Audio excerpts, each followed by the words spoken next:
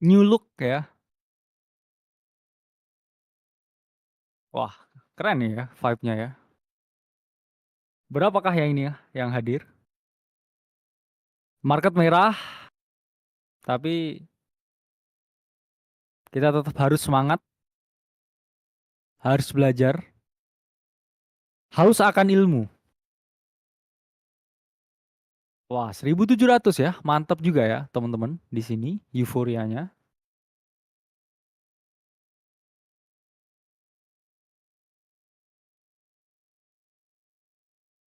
Oke, sedang di setup nih sepertinya.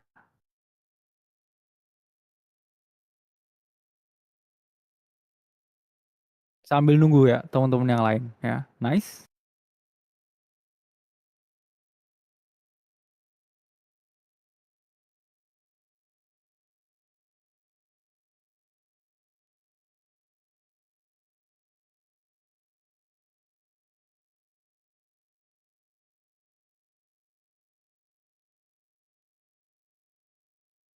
Gue tuh apa ya. Jadi lebih ini vibe-nya belajarnya lebih dapat feel-nya ya. Oke, tanpa berlama-lama lagi, kita mulai untuk materi malam hari ini. Saya Kalimas Sada dari Akademi Kripto. Hari ini kita akan melangsungkan mata kuliah pertama, The Origin of Crypto Investing. Kita akan membahas the history of Bitcoin.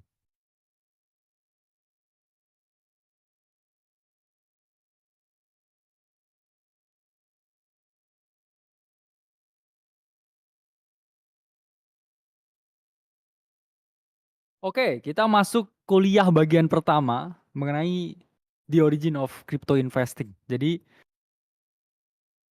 tanpa panjang-panjang intronya, kita akan membahas sejarah mengenai Bitcoin itu sendiri, bagaimana Bitcoin tercipta, apa yang mendasari penciptaan Bitcoin, dan bagaimana Bitcoin ini bisa menjadi aset investasi seperti yang kita kenal sampai saat ini. Ditambah lagi, kita akan membahas mengenai adopsi Bitcoin dan juga kripto untuk tahun-tahun yang akan mendatang. Jadi kita akan kupas ulas secara komplit history of Bitcoin. Karena kita selalu melihat Bitcoin ini dari perspektif cuan. Naik nggak ini harganya? Ataukah turun berapa nih hari ini altcoin saya gimana? Tapi kita tidak pernah melihat Bitcoin dari perspektif teknologi, dari perspektif sosial, dari perspektif sejarah. Yang mana ada istilah ya teman-teman, tak kenal maka tak sayang. Begitupun juga dengan Bitcoin. Jadi jangan harap kita bisa memperoleh keuntungan pada sesuatu yang kita sendiri tidak tahu. Jadi hampir semua orang yang saya kenal dan tidak saya kenal tapi saya tahu yang berinvestasi di Bitcoin, yang memperoleh keuntungan berkali-kali lipat, itu karena mereka memiliki conviction yang sangat tinggi. Ya, Bro Timothy itu salah satu yang saya kenal, yang berinvestasi di Bitcoin karena conviction. Dan itu benar-benar bottom.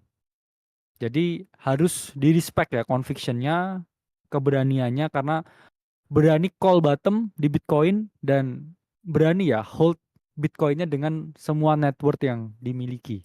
Jadi semua yang invest Bitcoin itu mereka sangat mengetahui apa yang mereka lakukan. Jadi nggak mungkin Jack Dorsey, CZ, ya, Sailor itu mereka don't know what they doing. Mereka itu tahu apa yang mereka lakukan sehingga mereka memiliki conviction, mereka memiliki keyakinan untuk berinvestasi ya besar di Bitcoin. Karena ini adalah aset terbaik sepanjang masa. Nah, kita akan bedah tuntas sejarah Bitcoin diciptakan karena aset ini udah jadi aset 10 besar di dunia.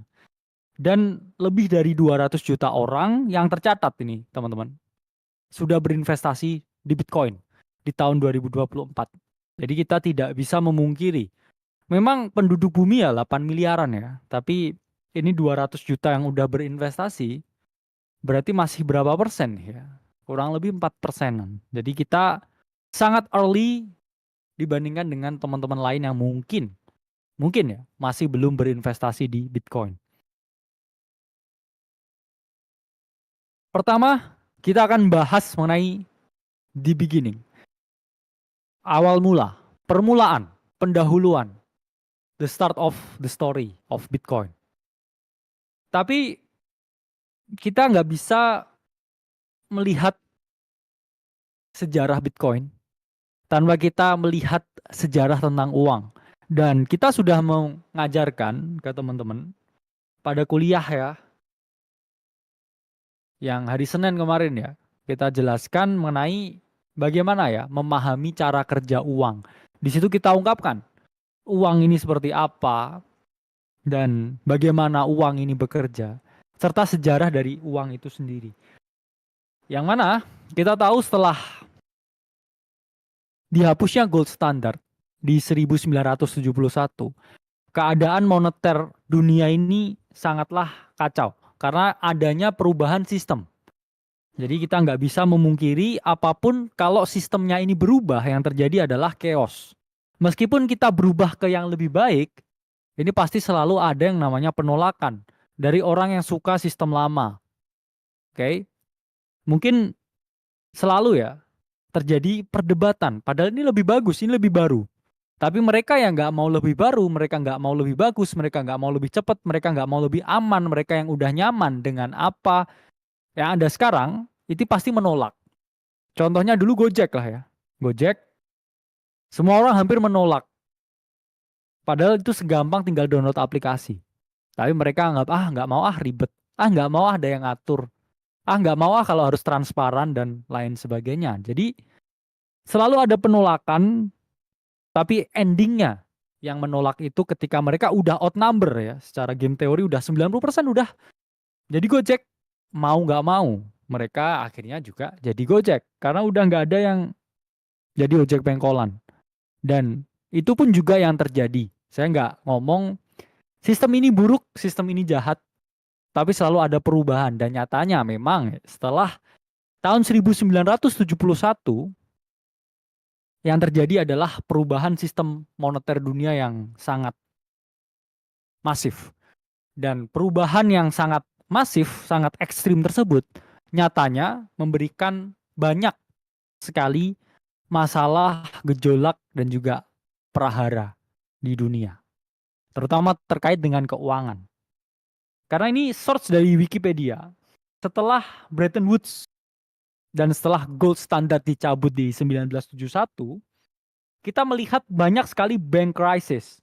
Di mana sebelum adanya perjanjian Bretton Woods, sebelum dicabut oleh Richard Nixon, kita melihat sangat sedikit sekali adanya krisis perbankan dunia global. Dan yang terjadi setelah dicabut ya gold standard, ini banyak sekali krisis yang terjadi di perbankan. Dan by the way hari ini pun juga banyak, ya saya nggak bilang, tapi beberapa ya bank-bank di Indonesia ini harganya mengalami kemerosotan koreksi ya. Hari ini BBRI pun juga minus sampai hampir 20%. Jadi kita melihat failure setelah adanya the Nixon shock atau dicabutnya standar emas. Dan ini memang sistem yang ada ya. Dan kalau kita melihat di US, itu krisis perbankannya itu jauh lebih parah, teman-teman. Dan ya, syukur Indonesia ini masih sangat aman ya struktur banknya selama kita berpuluh-puluh tahun ini. Karena yang kita lihat itu sempat ya Bank of America dan sebagainya juga di tahun 2022 ini tanking down yang sangat dalam. Bahkan banyak saham bank di US itu sampai drop 40% dalam satu hari di US. Dan itu memang semua ini terjadi karena desain. Bukan berarti saya menyebutnya secara sengaja, tapi memang desain yang ada itu memang cenderung memberikan failure. Kalau kita lihat ini by data. Dan ternyata bukan hanya bank crisis, tapi juga krisis yang lain setelah the Nixon shock. Di mana di sini kita lihat tepat ya setelah 1971 ini dicabut dolar standar. 1973 ya, ini ada market crash di USA yang ini lebih tinggi ya, jauh lebih tinggi daripada yang terjadi sebelumnya. Kemudian 1987 ya stock market crash lagi.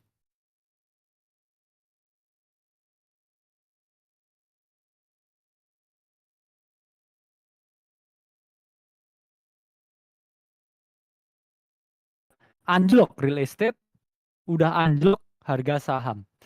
Kemudian yang kita tahu krisis 97, 98 yang terjadi karena devaluasi terutama di negara-negara di Asia, Asia Tenggara ya terutama. Thailand, Indonesia dan lain sebagainya. Sangat terdampak dan kita melihat bagaimana kenaikan harga dolar dan penurunan rupiah yang memang saat itu ya sangat mencekam. Nah, kita juga semua mengetahuinya. Kemudian Russian Financial Crisis 98, terus krisis ekonomi Turki, Great Depression di Argentina dan lain sebagainya. Yang mana kalau kita lihat ini semua ya imbas setelah adanya sistem moneter dunia yang dirubah. Nah, saat semua orang ini menyadari bahwa ada yang salah dengan sistem kita, banyak pihak yang mulai mencari alternatif. This can be it ya. Ini nggak bisa nih kayak gini. Kok turun terus ya? Kok kita krisis terus? Kok seperti ini, kok seperti itu? Dan akhirnya teman-teman, banyak pihak yang melihat ini sebagai suatu opportunity untuk membuat perubahan. Banyak pihak yang melihat ini sebagai suatu tantangan yang memang harus diselesaikan. Dan akhirnya banyak sekali paham-paham baru yang bermunculan. Dan kita tahu penggunaan kriptografi dalam keuangan itu memang sudah ada sejak dahulu kala. Bahkan sebelum Satoshi mengeluarkan Bitcoin di 2008. Di tahun 1980, David Chaum ini mengeluarkan sesuatu protokol. Namanya adalah DigiCash. Yang mana fokus dari DigiCash ini adalah melakukan transaksi secara anonim, ya, transaksi online secara anonim. Dan ya, kita tahu apa yang terjadi ya di DigiCash yang mana saat itu it's way ahead of its time. Sehingga kita melihat ya ini gagal akhirnya. Sayangnya gagal. Sayangnya ini tidak berhasil. Sayangnya ini akhirnya tidak bisa di skala ya, ditingkatkan di skala yang tinggi. Akhirnya ini juga tidak scalable pada saat itu. Karena dulu teknologinya juga masih telepon, masih ini, masih itu. Tapi ya ini udah ngeluarin mata uang digital di tahun 1980. Jadi terlalu jauh akhirnya pada saat itu. Sehingga sayangnya di tahun 80 itu akhirnya tidak dilanjutkan. Namun kalau kita melihat secara konsep, memang DigiCash ini juga mata uang digital. Tapi berbeda dengan Bitcoin. Bitcoin ini juga mata uang digital, tapi memang berbeda dengan apa yang ditemukan di tahun 1980. Sama-sama digitalnya, tapi konsepnya ini berbeda. Pertama, DigiCash ini sangat tersentral. Jadi hanya satu server, semuanya yang menghandle transaksinya. Ya, bayangin ada satu komputer dan kita hanya bertumbuh pada satu komputer itu. Sementara Bitcoin ini terdesentral, di mana para miner ini memvalidasi transaksi, semua transaksinya. Jadi kita bayangkan nggak hanya ada satu komputer, tapi ada banyak sekali komputer yang tersebar di seluruh dunia yang memvalidasi setiap transaksi. Jadi ini hal yang berbeda dengan DigiCash di tahun 1980. Cash bayangin satu handle semuanya. Sementara Bitcoin ini banyak komputer. Kalau dipikir lebih aman mana? Banyak satpam atau hanya satu satpam? Jelas banyak satpam. Ini jauh lebih aman. Dan Kedua, yang membuat beda DigiCash dan juga Bitcoin, jadi transaksinya memang anonim DigiCash, tapi dia tidak menggunakan sistem blockchain.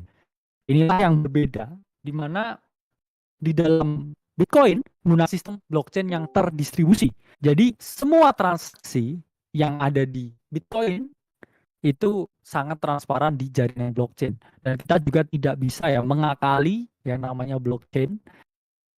Benar-benar telanjang. Ya, di blockchain itu benar-benar semuanya terlihat. Ini yang berbeda dengan DigiCash. DigiCash hanya anonim ya di satu server dan itu tidak pencatatan buku besar gitu ya. Jadi nggak ada log transaksi yang seperti kita bisa melihat di Bitcoin karena Bitcoin ini menggunakan yang namanya teknologi blockchain. Nah, DigiCash saat itu juga tergantung pesanan. Ya, kalau misalkan ada demand ya, mau transaksi sekian, nah ini protokolnya baru menghasilkan ya koin digital baru. Ini sangat berbeda dengan Bitcoin yang mana Bitcoin ini bisa dengan 21 juta keping. Jadi Bitcoin sebenarnya originnya itu bukan dijadikan suatu alat transaksi. Kalau alat transaksi mungkin ada layering layernya ya, di mana transaksinya off-chain baru diproses dulu, dimasukin dulu ke blockchain. Tapi kalau Bitcoin memang adanya itu adalah store of value. Karena jumlahnya ini yang sangat batas dan untuk menambang ya ini dibutuhkan computing power yang sangat tinggi. Saya bilang sangat tinggi. Karena kalau kita lihat konsumsi listriknya ini sama dengan Argentina ya dalam 1 tahun. Dan juga lebih tinggi ya daripada Malaysia. Jadi memang Bitcoin ini konsumsi listriknya ini sangat tinggi. Dan kalau kita ngomong sebagai transaksi ya, cuman berapa transaksi yang bisa dilakukan per second-nya sangat kecil kalau dibandingkan dengan blockchain-blockchain yang udah baru sekarang. Jadi Bitcoin memang pada dasarnya berguna sebagai store of value. Nah, semua proses yang dilakukan oleh DigiCash itu akhirnya berhenti pada tahun 2000, sorry ya. Jadi semua itu nggak ada ujungnya sampai akhirnya di tahun 2008. Jadi setelah 1980 itu putus karena nggak ketemu nih ya titik temunya ketika para pelaku kriptografi ini mau melakukan yang namanya revolusi, ya, financial revolution. Itu akhirnya tidak ketemu justru. Hingga akhirnya tiba tahun 2008. Terjadi sesuatu di tahun 2008. Yang mana di tahun 2008 kita lihat bubble di Amerika di mana banyak sekali yang itu tidak bisa jalan rumah. Jadi istilahnya semua orang KPR di sini. Saya KPR, saya KPR. Tiba-tiba bisa dibayar yang sangat baik itu hanya ada yang jadi apa? Adalah host market semua bisa sangat mudah yang mau dan the film The Big Short yes satu legend ya option the stock market stock akhirnya beliau saat itu memperoleh keuntungan yang tinggi atas turunan yang signifikan dan kita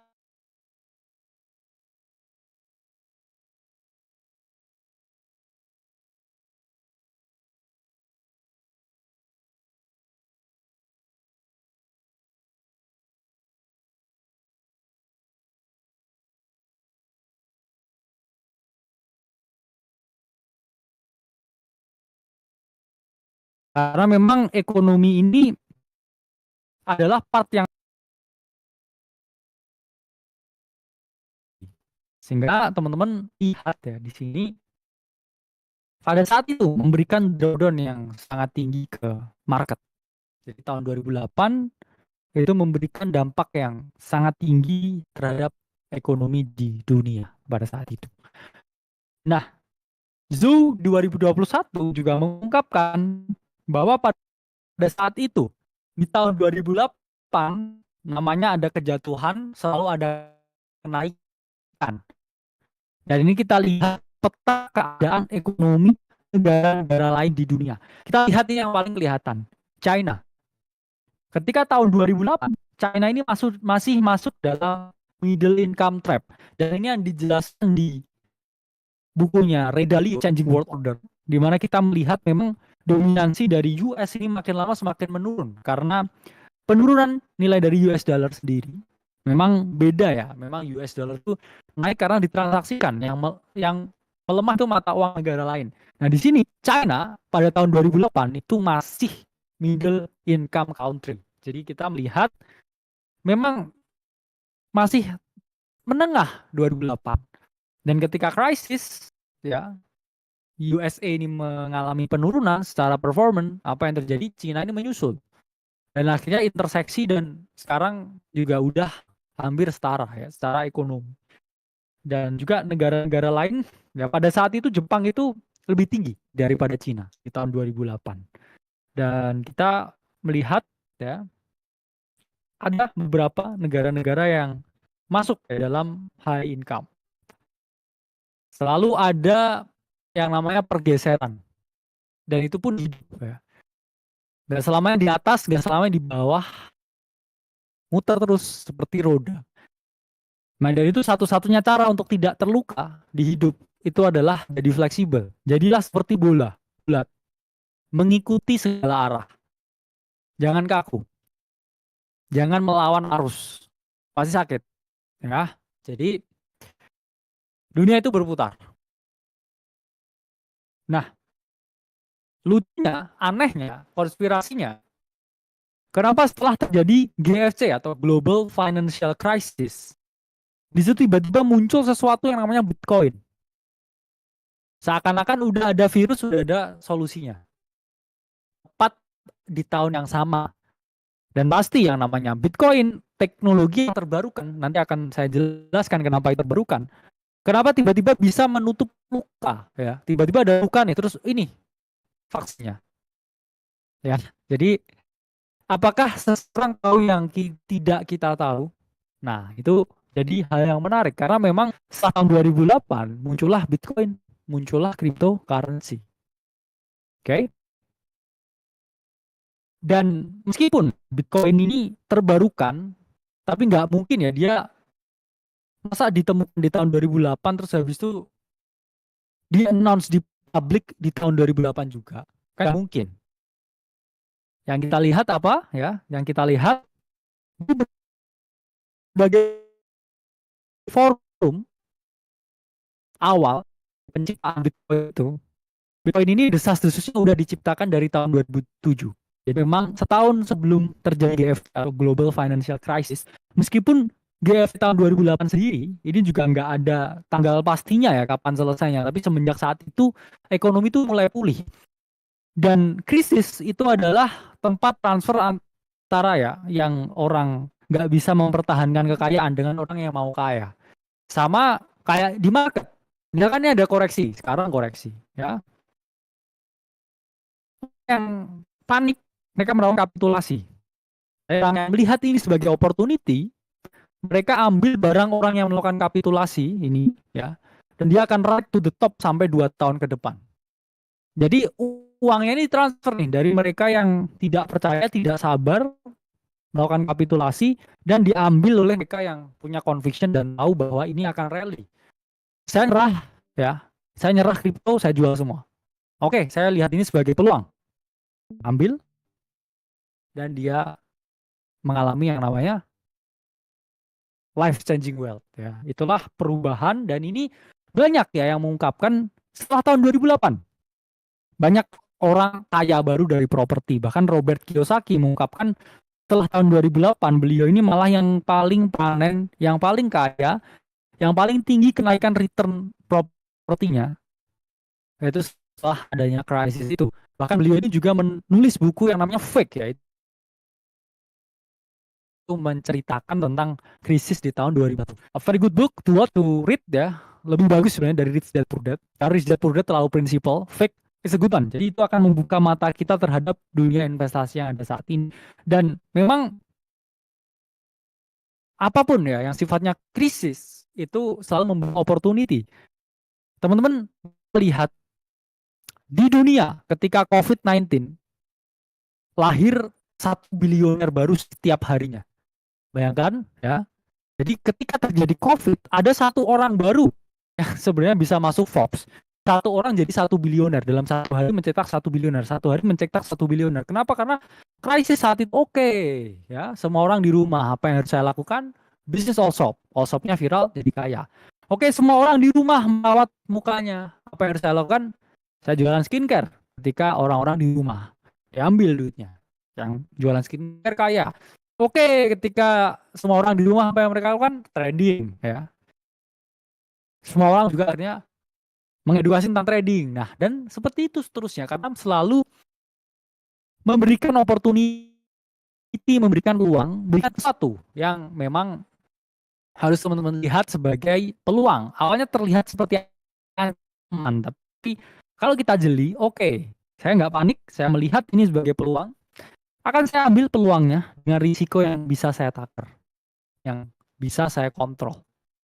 Jadi itulah inti dari hidup, yaitu adalah menakar resiko, karena hidup ini pilihan. Mau bahagia terus, semua orang bahagia, ya. Tapi kita harus melihat, menimbang pilihannya. Jadi dalam artian nggak ada namanya suka-suka saya. Itulah hidup.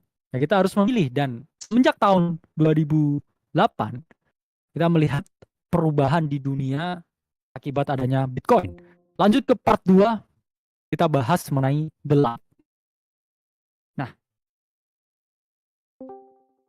dilansir dari Bitcoin News 2022, ini adalah pesan pertama kali Satoshi di P2P Foundation. Jadi ada sebuah forum online nih ya, namanya P2P Foundation. Terus ini 11 Februari 2009 ya. Satoshi ini type in di situ ya. I've developed a new source P2P ecosystem called Bitcoin. Jadi di situ dia menjelaskan saya ini punya sistem keuangan P2P baru namanya Bitcoin. Dan kemudian dia memberikan di situ, give it a try or take a look at the screenshot and design paper. Jadi white paper Bitcoin sama dia di post di situ. Begitupun juga dengan segala detail ya. Untuk teman-teman yang lain ini mulai melirik Bitcoin ya. Dan dalam artian running the protokolnya Bitcoin. Jadi Satoshi 11 Februari 2009 beliau ini mengungkapkan ke P2P Foundation. Jadi emang khusus P2P ya. Jadi kayak ada marketplace gitu ya. Sama aja kayak Kaskus ini ya. Kaskus tapi orang jual akik gitu ya. Datang, ini saya punya batu yang sangat langka. Ya batu ponari misalkan. Saya bisa menyembuhkan segala luka. Karena ini batu yang sangat langka. Dan akhirnya mereka yang percaya pada saat itu hidupnya berubah. Itulah balik lagi.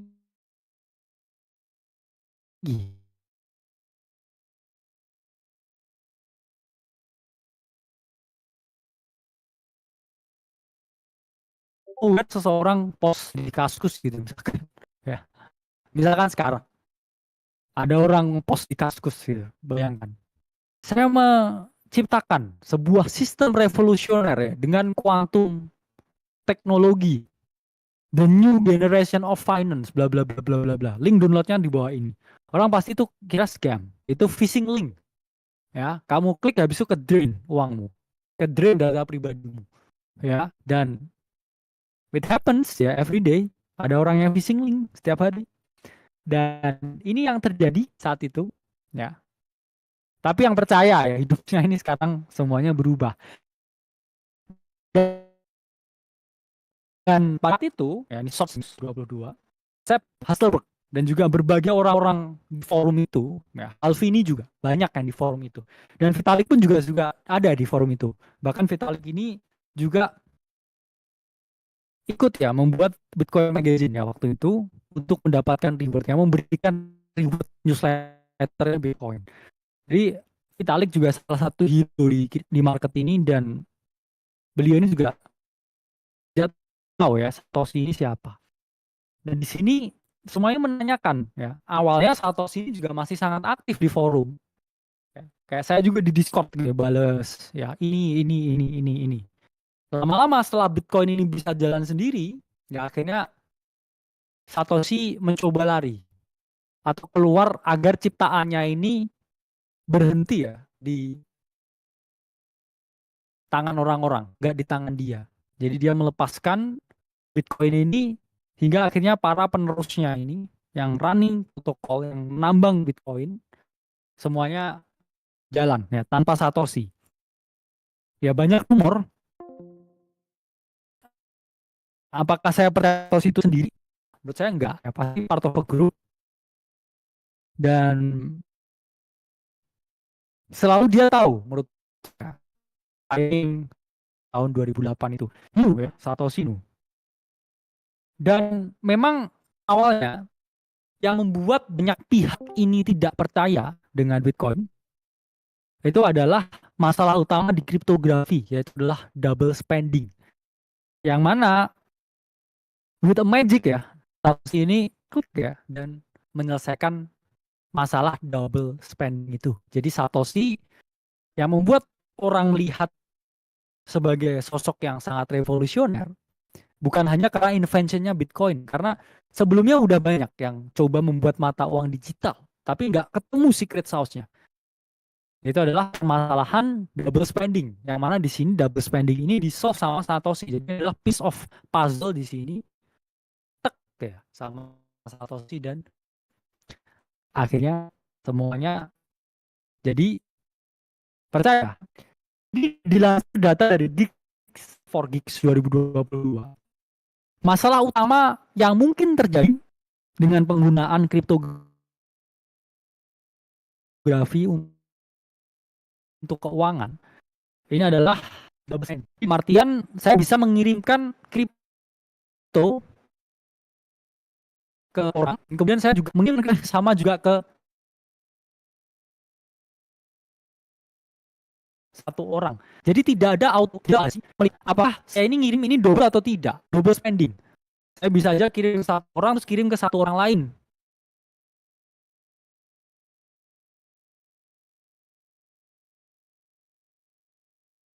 Karena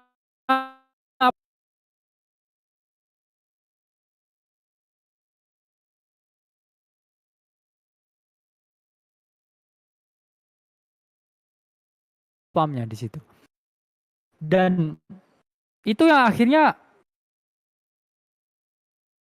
dirubah dengan ya mekanisme yang ada di dalam jaringan blockchain. Jadi misalkan saya user mau kirim ke address satu, ya itu selalu keluar yang namanya ya masuk ke dalam pool of unconfirmed transaction. Karena memang Bitcoin transaction per second-nya nggak segede ya network-network lain. Nah kemudian dilihat nih ya apakah sesuai ya transaksinya ini. Apakah terjadi double spending atau enggak. Kalau memang terjadi double spending itu dihapus. Karena kita melihat yang namanya transaction hash-nya. Jadi nggak bisa membohongi generated code yang bernama transaction hash yang ada di jaringan blockchain. Ya satu pun kata pun nggak akan bisa diakali ya. Kalau ada perbedaan, ya itu langsung dicoret. Langsung masuk ke discard because of the same hash. Tapi kalau memang itu terkonfirmasi, ini akhirnya direcord ke dalam jaringan blockchain. Jadi teman-teman melihat ya, ini adalah sesuatu yang sangat revolusioner pada saat itu. Jadi double spending itu diselesaikan oleh Satoshi melalui satu metode, yaitu adalah metode proof of work. Apa itu metode proof of work? Jadi proof of work ya saya bacakan ya, merupakan konsensus untuk mengamankan jaringan dengan memberikan kesulitan bagi para validator sebelum memvalidasi transaksi. Yang kesulitannya itu akan selalu terus mengalami buat lagi saham. Karena ini tadi Satpam mengamankan, keamanan, melihat transaksinya, melihat apa yang terjadi di jaringannya. Dan awalnya memang sangat mudah untuk berkontribusi di networknya Bitcoin. Jadi satpamnya ini mudah. Karena seleksinya ini masih nggak sulit. Tapi makin lama ketika transaksinya ini tambah sulit, ya satpamnya ini harus lebih ketat, ya badannya harus lebih keker, ya, harus lebih tinggi, harus punya background bela diri dan lain sebagainya. Dan itulah ya yang akhirnya membuat mining difficulty atau kesulitan untuk menjadi validator dari Bitcoin ini makin lama makin tinggi. Dan proof of work yang diberikan, yang dilakukan oleh Satoshi ini memberikan persaingan yang sangat kompetitif ke dalam dunia validator ini atau dunia mining ini. Jadi awalnya semua orang mau jadi validator, saya pun bisa nge-validator dulu ya, pakai laptop gitu ya, pakai HP itu dulu bahkan bisa. Tapi sekarang nggak bisa. Ya, dibutuhkan computing power yang sangat tinggi dengan spesifikasi ya yang sangat tinggi, dan makin lama makin kompetitif karena ada AI juga di dalamnya ya. Nggak semua orang bisa menambang. Itulah kenapa kita lihat grafik card ya saham Nvidia itu parabolik. Karena kita melihat demand ya yang sangat tinggi untuk Depin. Kita melihat demand yang sangat tinggi untuk mining. Dan itu adalah kebutuhan yang tidak terelakkan, karena kalau kita lihat trennya banyak orang kaya sekarang justru menambang Bitcoin. Uang dari perusahaannya buat nambang Bitcoin. Ya, asal kalian tahu, banyak perusahaan besar menambang Bitcoin dari profit perusahaan yang mereka miliki. Jadi memang ekonomi modelnya baik. Dan CZ, Changpeng Zhao, beliau ini mengungkapkan kalau memang Bitcoin ini bisnis model terbaik. Ya, kenapa dianggap bisnis model terbaik? Karena memang yang validator juga dapat duit, yang transaksi juga bisa lebih murah, yang berinvestasi juga bisa mengalami kenaikan karena harganya terus mengalami peningkatan. Jadi, apakah saya bullish dengan Bitcoin? Sangat bullish. Ya, asalkan ya. Hanya dua saya melihat potensi danger yang real threat, yaitu adalah quantum computing. Karena Quantum Computing Day itu dikabarkan tahun depan ya. Itulah kenapa sekarang banyak blockchain yang memiliki standar anti quantum computing. Atau dua ya, satu Satoshi keluar ya. Nobody knows who Satoshi is, who Satoshi was ya. Dan ya itu sangat banyak ya persentase yang dipegang oleh Satoshi. Jadi nobody know ya Satoshi. Tapi kalau versi Vitalik ya yang paling dekat itu adalah Halvini. Kenapa? Karena Halvini tahu secara personal, in person, siapa Satoshi ini. Dan Halvini juga udah meninggal dunia ya teman-teman. Jadi ada chance ya kalau memang beliau itu almarhum itu adalah Satoshi, ya memang yang terjadi adalah ya Bitcoinnya udah hangus forever. Tapi kalau itu memang bukan Halvini tapi temannya Halvini atau seseorang yang tahu ya, dari Halvini, ya ada chance. Nobody knows ya what's gonna happen. We are the big spekulator ya. Every single person di sini spekulator. Tapi balik lagi ya, life is a whole speculation. Jadi kita berhenti di titik itu. Dan bisnis model ya ini yang sangat kompetitif, membuat orang ini berlomba ya teman-teman untuk melakukan yang namanya mining Bitcoin. Hampir semua orang ini ya fokusnya adalah bagaimana cara menambang Bitcoin. Bagaimana cara memperoleh the piece of cake ya untuk saya memvalidasi transaksi terus dapat reward Bitcoin. Karena Bitcoin ini akan habis ditambang ini di 2140. Ya, masih berapa tahun lagi nih? Ya, ini 2024. Ya, silakan dihitung sendiri. Cuman ada pertanyaan nih, apa yang terjadi setelah 2140? Apakah miner ini gulung tikar kah dengan segitu banyaknya komputer ya? Jawabannya enggak. Karena kalau udah di tahap itu udah nggak bisa di mining lagi dan difficulty-nya ini makin tinggi, yang terjadi adalah could be ya, hampir semua orang ini bertransaksi menggunakan kripto. Yang mana miner ini tetap menjadi validator transaksi. Jadi ketika mereka memvalidasi transaksi, mereka ini mendapat reward berupa Bitcoin. Ya, Ini harus teman-teman pahami. Dan Bitcoin mining difficulty, ya ini chart dari Glassnode, mengungkapkan kalau makin lama makin sulit menambang Bitcoin. Jadi ini nggak ada penurunannya ya, mungkin ada drawdown di sini. Ya, drawdown ini terjadi ya ketika memang diikuti ya dengan potensi penurunan.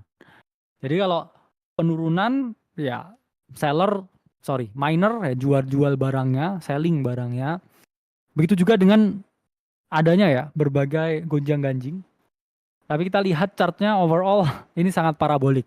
Jadi semakin lama menambang Bitcoin tuh nggak semakin gampang. Karena memang puzzle-nya semakin sulit ya. Contohnya untuk menyelesaikan puzzle ini ya, ini dibutuhkan satu orang yang berpikir. Ya. Selesai nih, puzzle-nya dilipatin 2 kali ya, harus 2 orang yang mikir puzzle-nya. Terus habis itu berkali-kali lipat lebih sulit. Sehingga lebih banyak otaknya yang buat mikir.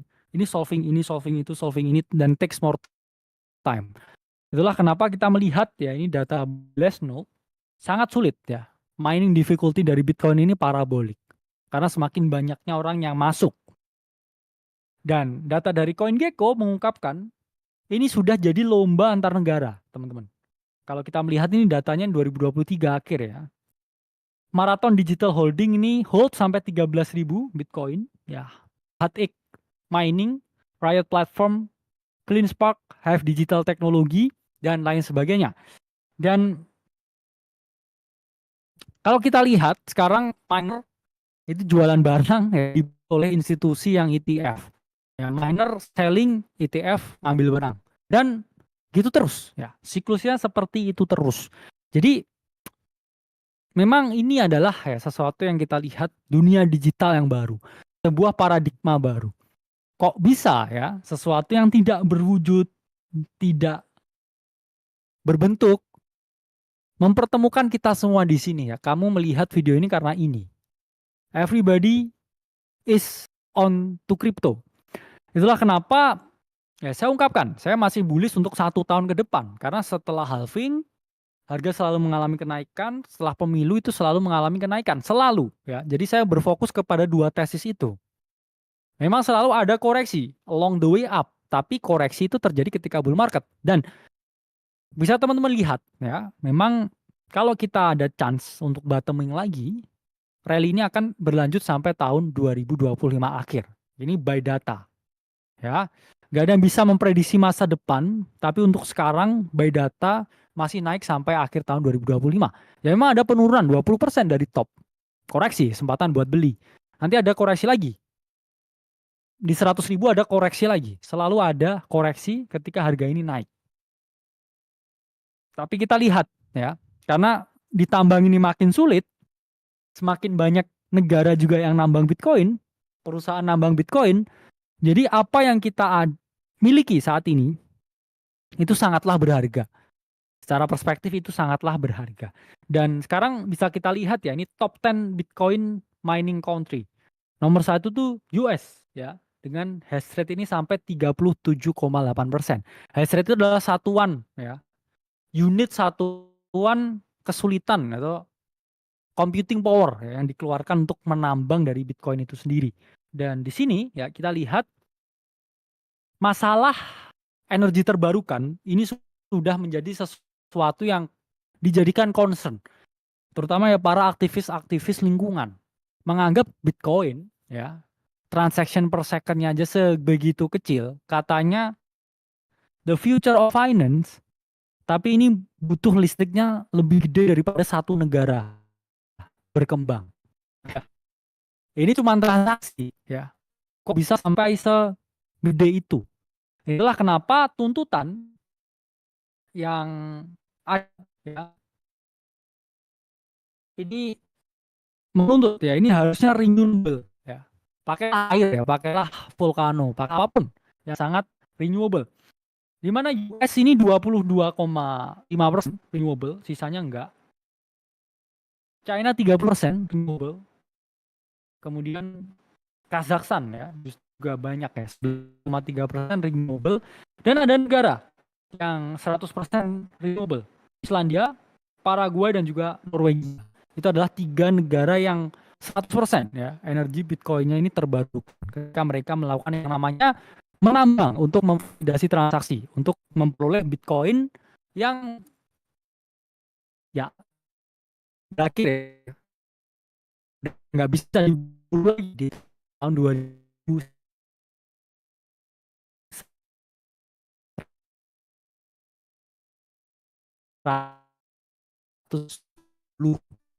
Jadi kalau bisa 1 juta keping lagi itu ini dari awal ini udah ini kayak jadi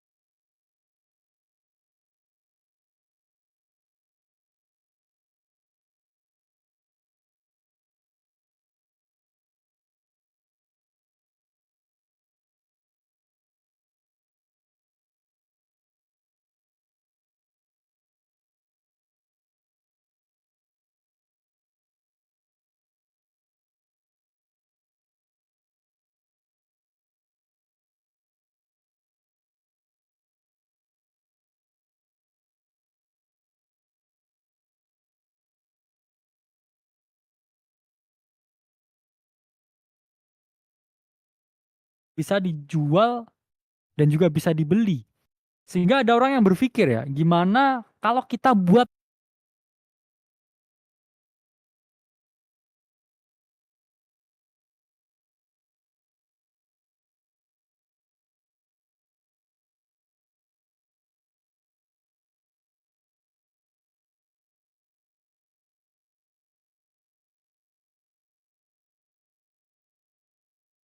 seperti ini ya. Kalau kamu mau membeli ya Bitcoin untuk pertama kali, ya di mana ini order booknya juga masih manual ya. Jumlahnya ini ya bahkan masih pakai buyer ID ya teman-teman. Jadi nggak kayak order book yang kita tahu sekarang ya. Jadi ada orang ya yang oke saya mau nih di sini ya. Saya Bitcoin, Bitcoin, Bitcoin. Dan ya ini masih sangat sederhana ya. Saya membayangkan ini pasti sangat rawan hack ini. Sangat rawan untuk dihack pasti dengan interface yang seperti ini. Tapi ini adalah exchange pertama, bukan Binance, bukan, tapi bitcoinmarket.com ya. Itulah yang menunjukkan apa? Kita itu dimanapun nggak perlu jadi yang pertama, kita hanya perlu jadi yang terbaik. Oke, nggak pernah dihitung ya. Dia itu nggak menghitung mantan pertama, ya. Dia selalu menghitung mantan yang terbaik, ya. Karena itu hidup ya. Ada yang terbaik kok, nggak dipikir ya siapa yang melakukan pertama. It's not about ya. Semuanya seperti itu, formatnya, konsepnya itu seperti itu. Dan di sini ya teman-teman lihat akhirnya memicu banyak sekali ya yang memperjualbelikan Bitcoin setelah saat itu. Salah satunya juga adalah Mt. Gox di tahun 2014. Jadi ini adalah sorry, dia juga masuk di tahun 2000. Mt. Gox juga masuk di tahun 2010 ya, bangkrutnya di tahun 2014. Jadi ini adalah exchange kripto yang akhirnya bangkrut saat itu, dan setelah bangkrut ya semua asetnya itu juga disita oleh US government. Jadi US government tuh hold berbagai Bitcoin sitaan dari hacker, sitaan dari exchange yang bangkrut, ya. Kemudian sitaan dari tawanan dan lain sebagainya itu disita oleh US government. Dan US government juga kadang itu juga jualan. Jadi sekarang ya kita melihat ya industri kripto itu berkembang. Sampai kita lihat di tahun 2015. Ya, di tahun 2015 Grayscale ini meluncurkan ya Bitcoin Investment Trust. Yang mana adalah OTC Bitcoin pertama di Amerika pada saat itu. Jadi karena 2010 ya, keluar 2014 Mt. Gox ini bangkrut, kemudian Grayscale melihat nih ada peluang nih kalau kita bawa Bitcoin ini lebih lebar lagi ke market US sehingga meluncurkan ya Bitcoin Investment Trust di tahun 2015. Dan setelah itu ya culture dari Bitcoin itu sangat volatile. Kenapa? Banyak pemain baru masuk, banyak player-player baru masuk. Akhirnya terjadi ya yang namanya PVP ya, player versus player. Dan kalau kita melihat ya, karena banyaknya orang yang bermain ya, saya bilangnya quote on quote di situ, ada fluktuasi, ada volume, ada liquidity di situ, hingga melihat ya potensi ini kalau chipnya untuk bermain ini bisa di leverage, orang bisa berhutang untuk main, tambah gila fantasinya, tambah liar, tambah nggak karu-karuan ya di pikirannya. Hingga akhirnya dibentuk market derivatif di tahun 2014. Dan ini adalah BitMEX merupakan perusahaan exchange derivatif kripto pertama dan bahkan 100x leverage itu sudah ada di tahun 2014. Jadi jangan nyalahkan berbagai platform. Oh, platform ini 100x leverage. Oh, platform ini itu ya. Udah ada ya dari 2014. Jadi pasti ada orang yang gimana kalau saya hold Bitcoin ya dari 2014 dengan 100x leverage. Nah, itu selalu ada ya fantasi yang namanya what if fantation namanya. Kalau kamu selalu berfantasi what if, kamu nggak akan bisa lihat ke depan. Dan saat itu ya BitMEX meluncurkan dan menawarkan yang namanya 100x leverage. Teman. Jadi itu adalah exchange pertama ya yang menawarkan leverage. Dan semenjak saat itu banyak sekali exchange-exchange yang bermunculan. Binance, Coinbase, dan lain sebagainya. Mereka bermunculan, they did not ya invent, tapi mereka yang innovating ya. Jadi kenapa Coinbase dan juga Binance besar? Karena mereka bukan yang pertama, tapi mereka yang melakukan terbaik di bidangnya. Jadi itu pun juga bisa jadi kunci di hidup ya. It's not about innovation. Sama aja misalkan kalian pengen bisnis apapun. Ini inovasi ya. Ini nggak ada di sini. Ini baru saya yang bawa ke Indonesia ya. Memang karena nggak ada marketnya. Kamu jual makanan dari Pakistan yang sangat niche gitu. Ini nggak ada di Indonesia ya. Memang nggak ada yang mau makan di sini, bos ya. Itulah kenapa kita cari aja ya udahlah jualan soto. Tapi gimana soto ini jadi soto yang terbaik ya. Misalkan sotonya pakai kuah koya ya dengan topping nyam-nyam misalkan ya. Manis-manis dikit. Soto tapi manis-manis dikit. Itu better daripada kita this is the next big things di kepalamu aja. Ya. Itulah kenapa inovasi itu juga harus dirasionalisasi. Karena kalau inovasi tanpa rasionalisasi itu jadinya adalah delusi. Ya. Jadi memang setelah itu bermunculan banyak leverage dan lain sebagainya. Dan sekarang kita akan masuk di adoption. Jadi sekarang kita lihatnya ini player versus player udah. Business to business udah. Baru selanjutnya adalah business to governance.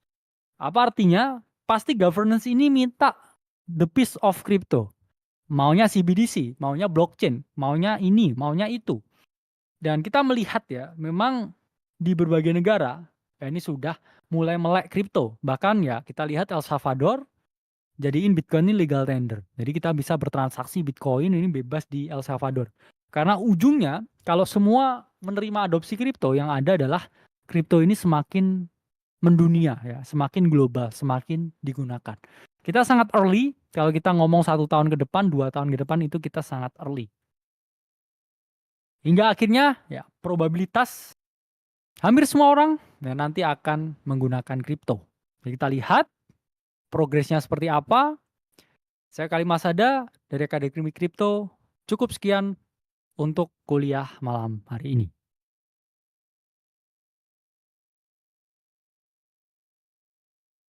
Oke ya, makasih semuanya teman-teman. Sampai bertemu ya. Tunggu berbagai market update yang kita ungkapkan. Jangan menangkap pisau jatuh, lihat opportunity terbaik di market. Sometimes the best action is no action. Teman-teman baca semua riset yang kita ungkapkan, teman-teman baca semua yang kita jabarkan. Untuk live session nanti akan di-update kapannya. Oke? See you.